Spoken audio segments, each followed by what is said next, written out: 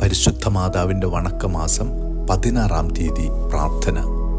പരിശുദ്ധ കന്യകയെ അവിടുന്ന് അങ്ങേ ദിവ്യസുതനെ പ്രസവിച്ച് ഒരു പുൽക്കൂട്ടിൽ കിടത്തിയല്ലോ. അങ്ങേ ദിവ്യകുമാരന് മാതൃസഹജമായ പരിലാളനകൾ അർപ്പിക്കുവാൻ പോലും സാധിക്കാതെ അവിടുന്ന് വളരെയധികം ദുഃഖിച്ചു. എങ്കിലും സ്നേഹത്താൽ ഉജ്ജ്വലിച്ച അവിടുത്തെ ഹൃദയത്തിൽ നിന്നും ആരാധനയുടെ അർച്ചനകൾ ഉയർന്നു. അവിടുത്തെ പ്രസാദിപ്പിക്കുവാനായി അങ്ങേ വിനീതവും ലളിതവുമായ പരിചരണങ്ങൾ നൽകി. അങ്ങേ കരതാരിൽ ദിവ്യശിശു പരിപൂർണമായ സംതൃപ്തി അനുഭവിച്ചു.